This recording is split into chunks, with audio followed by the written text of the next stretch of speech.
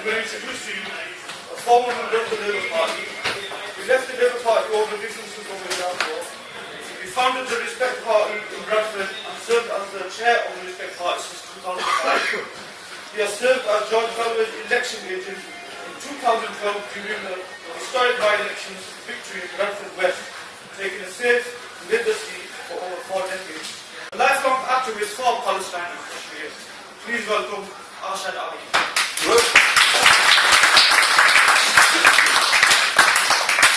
बिस्मिल्लाहिर्रहमानिर्रहीम। शुक्रिया बहनों भाइयों, बच्चे भी हैं यहाँ। उर्दू में बात मैं इसलिए ज़्यादा नहीं करूँगा क्योंकि Mr. Galloway doesn't understand Urdu, so I hope most of you do understand English, so I will speak in English if you will forgive me. First of all, I'd like to thank you all for inviting us here to Halifax. I know many colleagues and friends from Halifax have been asking for a couple of years now to ask Mr. George Galloway to come and speak to people in Halifax. We've been really busy in Bradford over the last few years. We've made many changes there, so it's taken us a little time, but it's never too late. So thank you very much for inviting us here. Thank you, Fresh, here at the business, for hosting us today. Yourself and Harun Saab for making contact and organising this event here today. So thank you very much.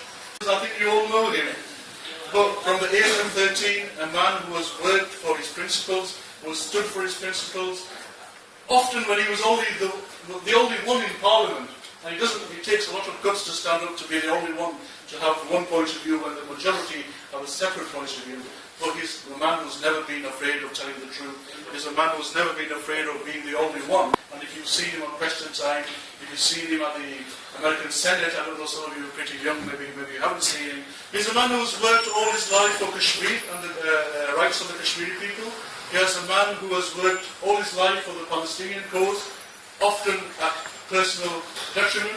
He was recently attacked by a Zionist in London because he made comments about making Bradford an Israel-free zone. We don't believe in Israel because it's a Zionist state. We'll never accept Israel as a state because the land belongs to the Palestinian people. It gives me great pleasure, ladies and gentlemen, giving a warm Halifax welcome, Mr. Joseph.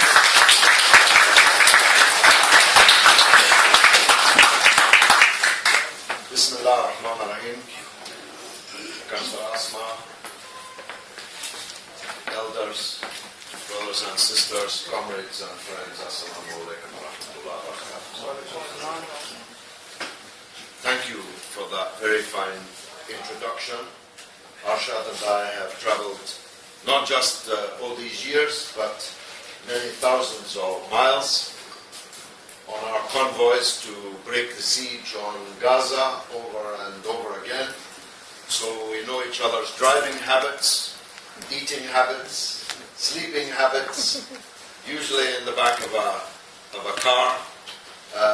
And he is really one of my oldest and closest comrades. And his introduction is what I'm going to begin with. I do have some things to say about Halifax specifically and some announcements you may think important to make towards the end of my remarks. But I want to pick up where he left off first of all.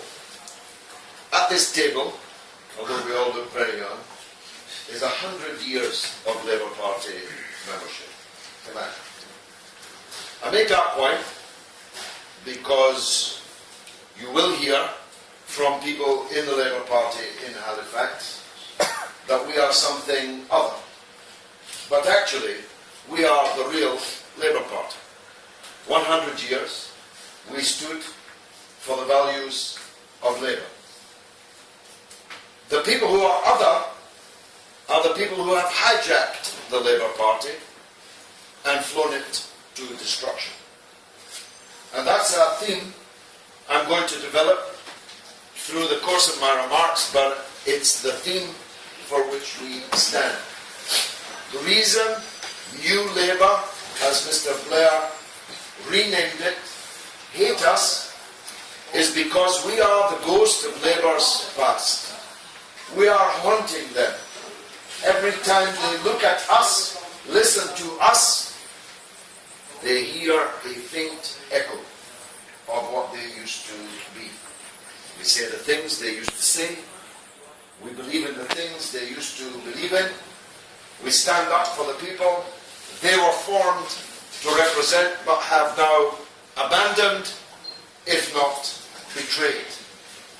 I'm labouring this point, if you'll forgive the pun, because of certain announcements that I'm going to make later in my address.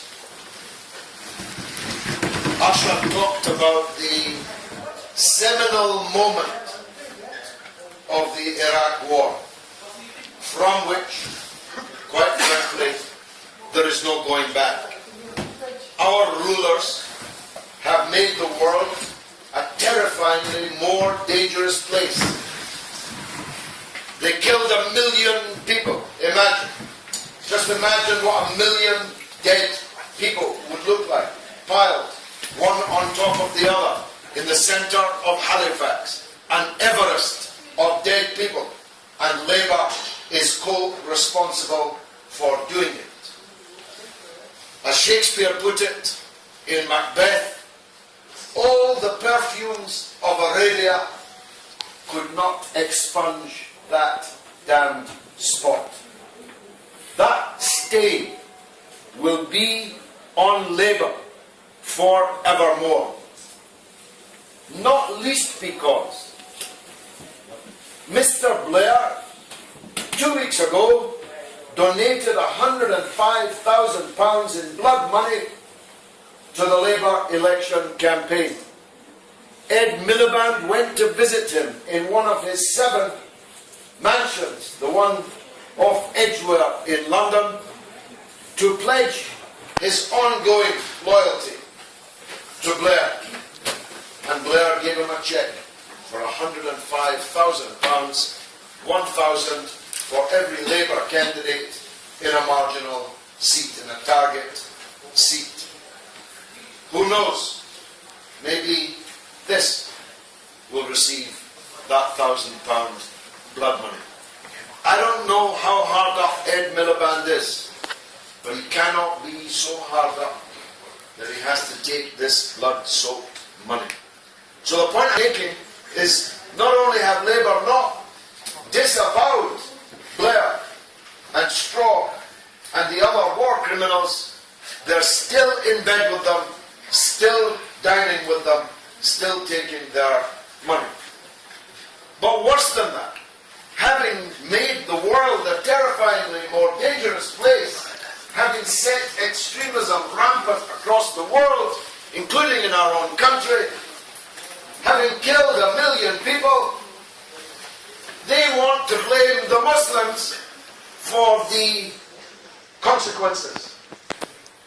Yesterday, Theresa May, the Home Secretary, made a speech so chilling that it has sent shock waves moving throughout the Muslim community in Britain, now 2.7 million strong, up 1 million in the last decade alone. Theresa May's chilling remarks yesterday, in which, amongst other things, she announced that the government will take power to close mosques. Imagine, if they believe that what's happening in a mosque, what's being said in the khutbah, is not to their liking, even though it's spoken in another language, in a religious place, they are giving themselves the power to issue a mosque closure notice, which will mean that that mosque will be closed thereafter.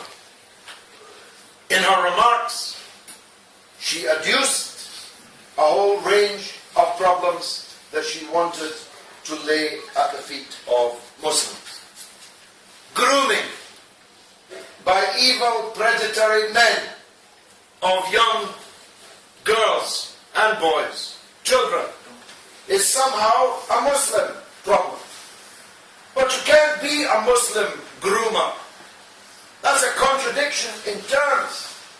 And in any case, that well-known Muslim Sir Jimmy Savile, that well-known Muslim Sir Cyril Smith, those well-known Muslims in the British cabinet, British government, British parliament, that the police are investigating right now, were they Christian groomers?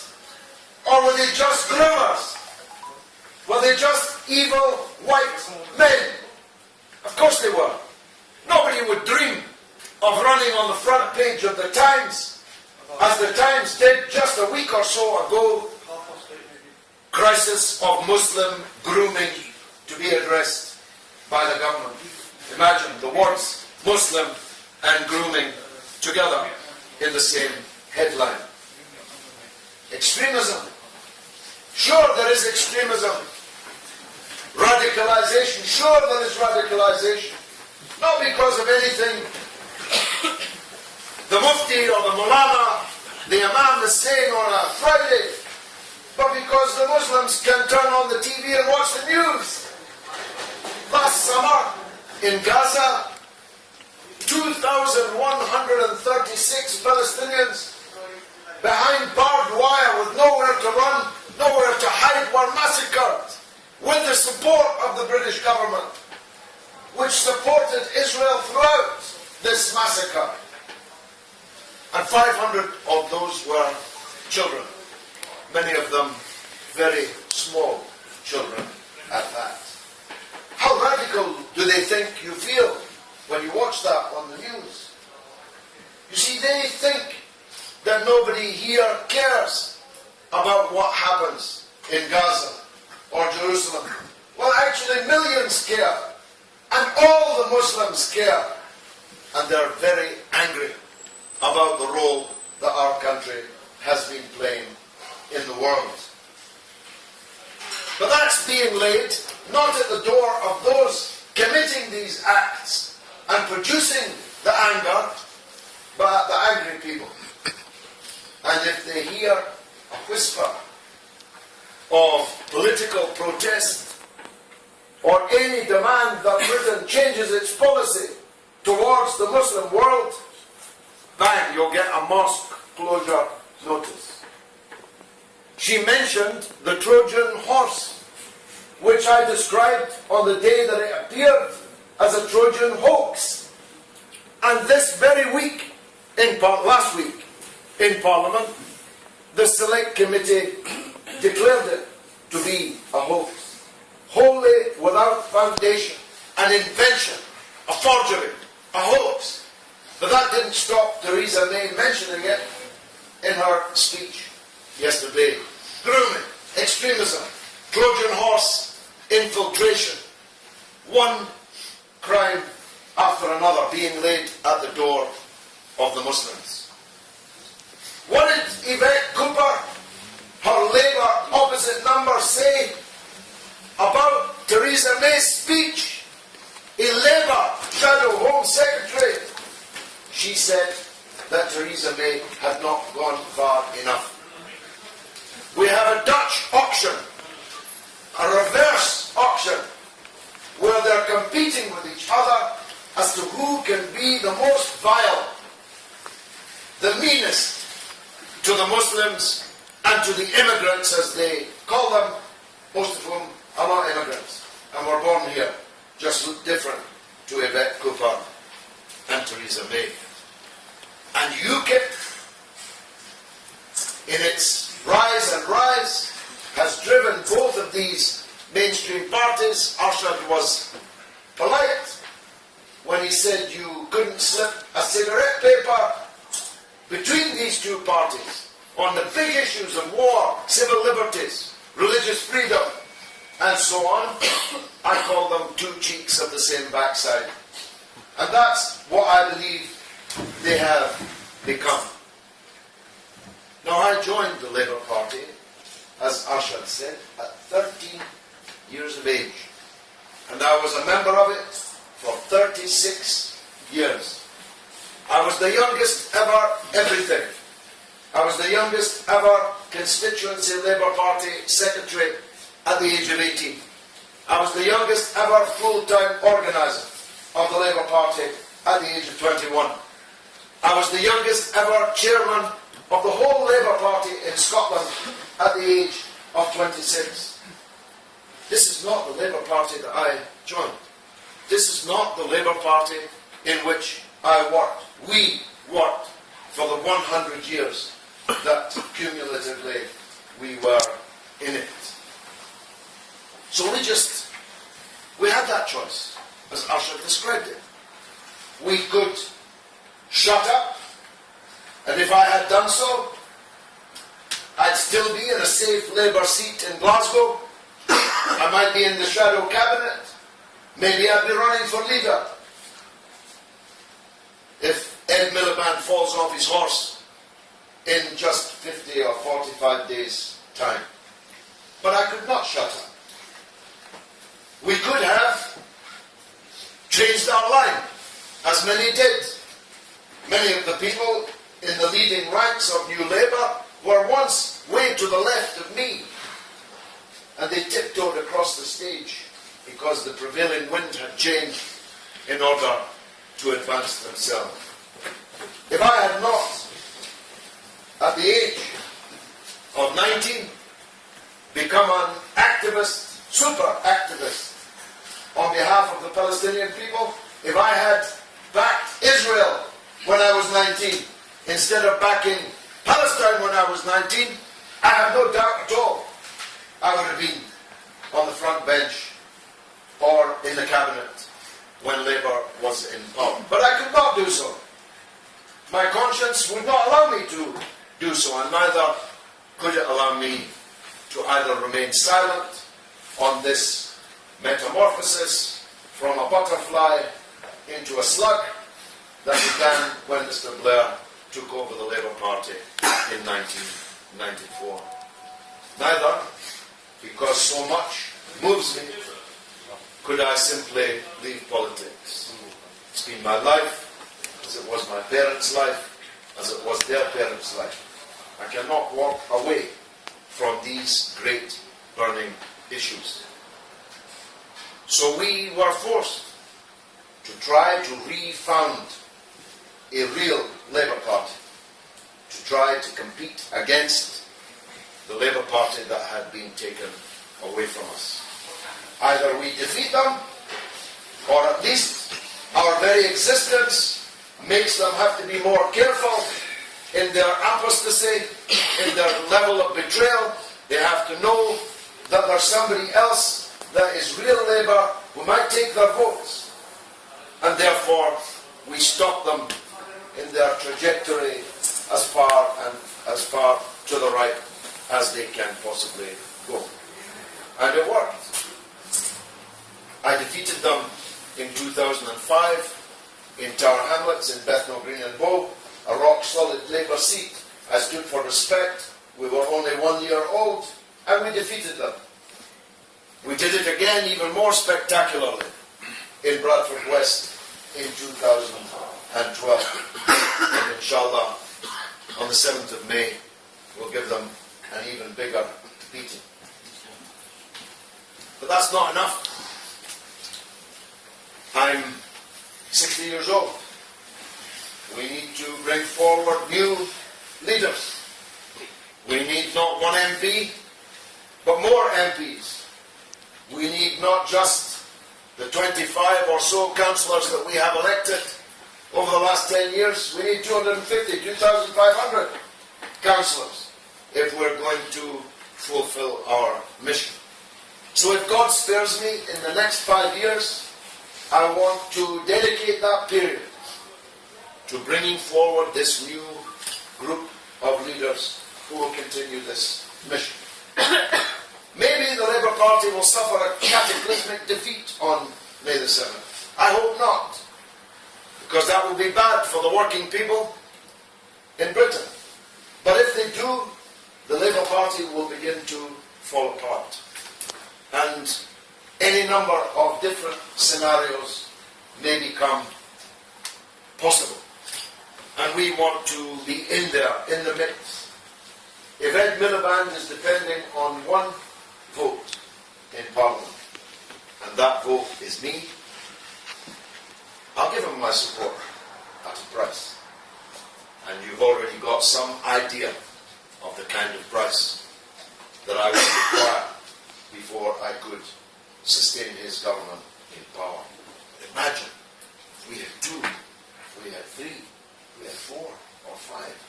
Our chances of holding the balance of power in what will almost certainly be a hung parliament would be very greatly enhanced. So let me turn to Halifax. I wanted to come here because what I saw happening here over the last period, and especially over the last few days, was so corrupt, was such an affront to what Labour is supposed to stand for, that I felt that a new Bradford could exist here in Halifax. What happened? Maybe some of you were involved, I don't know. In an act of ethnic cleansing, a Labour Party axed 135 of its own members on the eve of the selection of a parliamentary candidate. Almost all of them were Asians. But an Asian member is the equal of any other member in law and in morals. Can you imagine?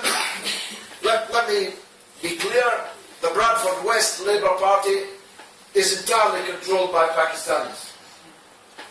Can you imagine if the Bradford West Labour Party had axed 135 white members the night before they chose a parliamentary candidate? Never mind the Trojan horse, they'd have the special branch in MI5 and MI6 moving in to the city. There have been front pages in the Sun, the Daily Mail. It would have been the first item on the news. An act of ethnic cleansing carried out by Pakistani Labour Party members in Bradford West. And that's exactly what happened here, with scarcely a whisper in the national media, which proves that the mainstream media and the Labour leadership don't give a toss about Asian people here in Halifax. They're disposable, dispensable. They want your votes. They want your knuckles on the campaign trail. But don't dream of imagining that you can be a member of Parliament when they have someone else in mind. And who did they have in mind? Well, I don't know this person. Here's what I know about him. Holly Walker Lynch. I'm always suspicious when there's a hyphen in the name. Don't know about you. I know that she's 28 years old. I know that she looks 14. I know that in the picture I saw of her, it was jolly hockey sticks. And I know that her only credential for being a member of Parliament is that she already works for one. But that's precisely the problem that the Labour Party has. When I was elected almost 30 years ago, I left school when I was 16. I never went to university. I just paid the tax for Tony Blair to go to university, and all the rest of them, before they kicked the ladder away from my children and their children. I worked in a factory making tyres for Michelin. When I was a sponsored member of Parliament, sponsored by the Transport and General Workers Union, which I joined on Christmas Eve 1973 and remain a member today in its new form, Unite. All around me were former miners, former engineering workers, former bus drivers, truck drivers, dock workers, working people, real labour people. There were more than 100 of us. My first parliamentary action was a filibuster to stop Margaret Thatcher's private dock scheme at Lowestoft, I think. It was a filibuster that lasted the entire night. I myself spoke for hours. We were only allowed to speak about environmental matters. So I became an expert on the breeding habits of the Brent goose and the ring-tailed plover. I've never seen a Brent goose or a ring-tailed plover, but By God, I spoke for hours on it. How it needed a certain type of grass. How the salinity in the water was so vital. How if you disturbed the nest, the birds' breeding habits would be gravely imperiled, and so on. But my point is, as I spoke, and my friends spoke, throughout the entire night, I was surrounded by doggers, and miners, and engineering workers. People that had made things, done things, made things work, fixed things. Now, the Labour MPs, almost without exception, including the leader, have never done a day's real work in their lives. They go to the best universities, they come out and they get a job working in an MP's office, then they themselves become an MP, then they become a leader or a shadow minister without ever having had any real contact with the outside world. I may be wrong about this young woman, but she strikes me as exactly that identical kind of New Labour candidate, with nothing in common with the Asian population here and nothing in common with the white workers here, who don't have double-barreled names, who don't work for NEPs. And so it struck me, we could do something here. We could make a breakthrough here. And even if we didn't, we'd deliver, if the ladies will forgive me, a good kick up the arse of New Labour. And that's what they need. And we can do it here. Any votes we get here are votes we take from them. Any success we have here, we win from them. And I'll tell you what, if we do, they'll think twice before doing again what they did last Friday. That's what happened in Bethnal Green and Bow. Una King, now Lady King, she voted for the Iraq War, went on TV speaking for the Iraq War, even though 90% of her constituents were against the Iraq War. Why? Because she thought the people in Tower Hamlets had no choice but to re-elect her. What are they going to do? Vote Tory? No, you've seen Bethnal Green and Bow. So she thought she could do exactly what she liked and she'd get back in anyway.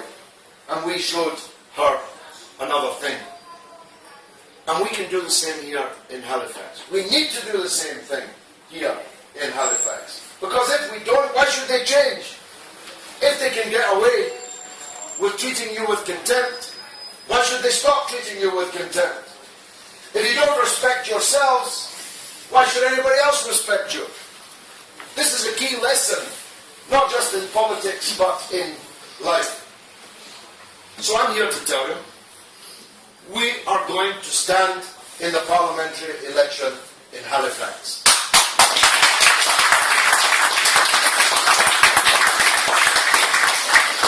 And our candidate is a Labour councillor who couldn't take this New Labour malarkey any longer. She's my Labour councillor in Manningham, where I live, in Bradford West, and she's Councillor Asma Javed.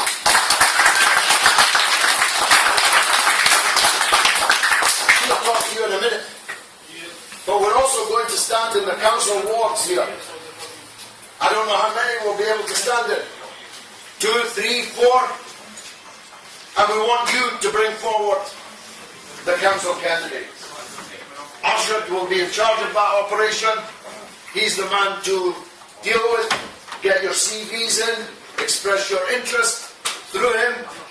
He'll sit down with you, interview you, see if you've got any skeletons in your cupboard, see what kind of capacities you have. So we are going to run on May the 7th for Parliament in Halifax and in several wards for the local council.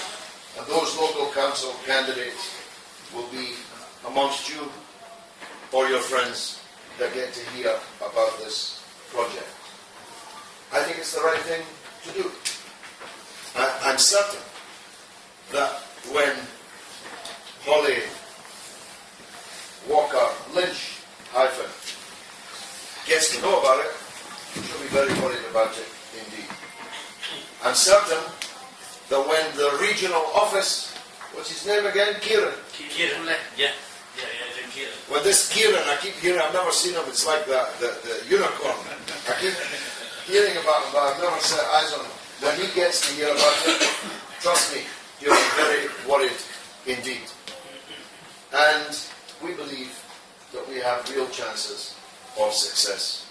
So if Ashad will permit me, I'll pass now the microphone, non-existent microphone, to Councillor Asma, who's an outstanding figure, an outstanding Labour figure, an outstanding Yorkshire figure, a lawyer, solicitor, human rights lawyer, a person of real substance who has worked all her life in the cold face of life, representing working people in their many problems. Please give a warm welcome to what I hope will be the next Member of Parliament for Halifax, Councillor Asma.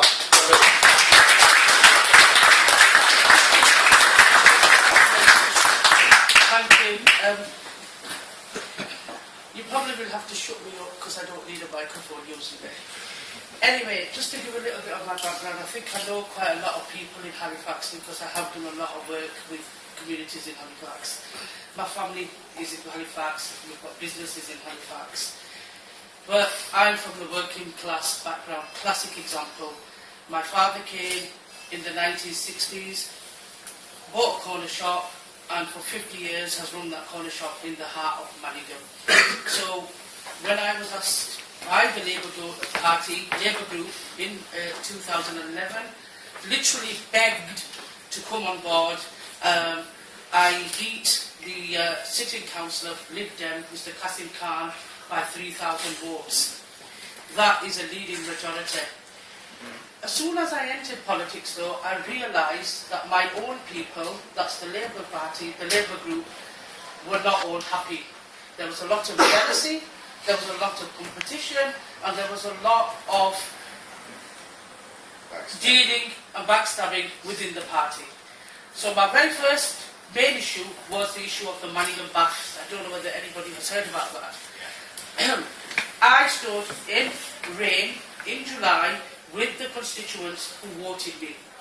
The very next day, no other Labour Council turned up, not even my... I stood up in Labour Council meetings, in scrutiny meetings, and I questioned the portfolio holders, I questioned the deputy leader, and as soon as I heard my questions, it was, we've got to get rid of her.